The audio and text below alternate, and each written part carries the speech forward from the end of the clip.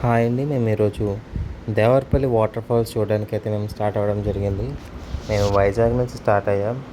ఇక్కడ నుంచి వచ్చేసరికి ఆల్మోస్ట్ 72 కిలోమీటర్స్ అయితే ఉందండి.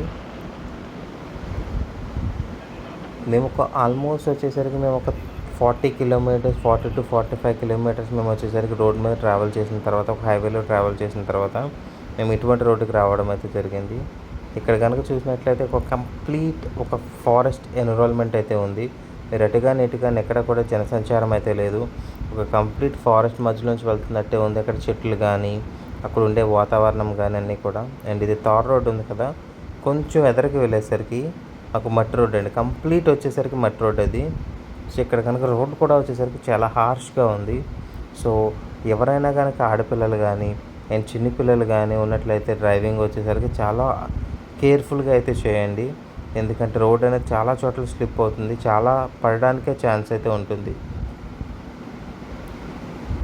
అండ్ ఇది వచ్చేసరికి వైజాగ్ నుంచి ఆల్మోస్ట్ 72 కిలోమీటర్స్ దూరం అయితే ఉంది.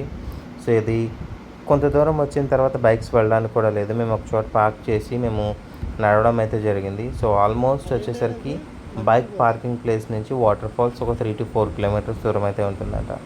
సో మేమైతే కొన్ని చోట్ల ఇన్స్టాగ్రామ్లో కానీ, యూట్యూబ్లో కానీ కొన్ని చోట్ల చూసి అయితే మేము రావడం జరిగింది. కాకపోతే మాకు మరీ ఇంత దారుణంగా ఉంటుందైతే మేమైతే ఎక్స్పెక్ట్ చేయలేదు. సో ఈ జర్నీ వచ్చేసరికి నిజంగా ఒక అడ్వెంచర్ అనే చెప్పుకోవాలి.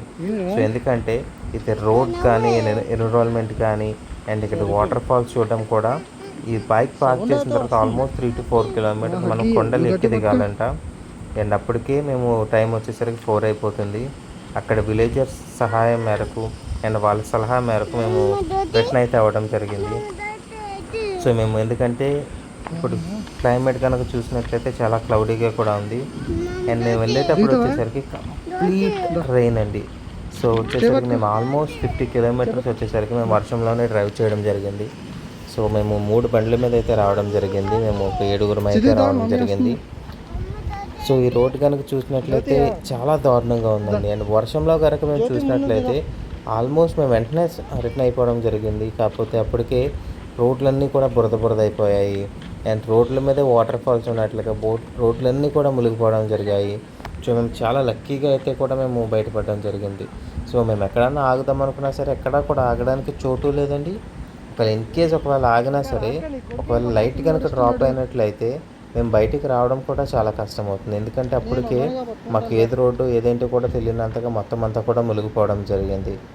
సో కొంచెం లైట్ కనుక డ్రాప్ అయినట్లయితే మాకు ఇక్కడ ఏమైనా జంతువులు వస్తాయా, పాములు వస్తాయా, ఏమొస్తాయో కూడా తెలియకుండా మాకు చాలా ఇబ్బంది అయితే అయిపోతుంది. అందు కారణంగా మేము అదే వర్షంలో మేము డ్రైవ్ చేయడం అయితే జరిగింది. సో మేము ఆల్మోస్ట్ ఒక 20 కిలోమీటర్స్ ఇదే వర్షంలో ఇలాంటి రోడ్లో మేము బయటపడడం అయితే జరిగింది. మేము చాలా అడ్వెంచరస్ జర్నీ అయితే చేసామండి. మేము ఇంత దారుణంగా ఉంటుందని అయితే మేము అనుకోలేదు. ఇన్ కేస్ కనుక ఎవరైనా చిన్నపిల్లలతో కానీ, ఆడపిల్లలతో కానీ వచ్చేవాళ్ళు ఉంటే ఒకసారి ఆలోచించుకోండి.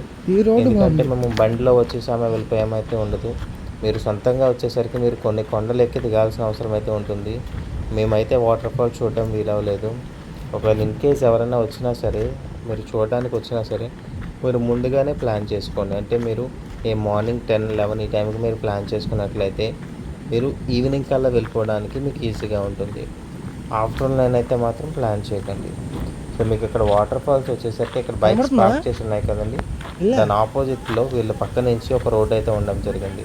సో అక్కడ కొండ అలా కిందకి దిగి అలా ఒక 3 to 4 కిలోమీటర్స్ లోపలికి వెళ్ళాలని అయితే చెప్పారు. సో మేము అది వెళ్ళలేక రిటర్న్ అయిపోవడం జరిగింది.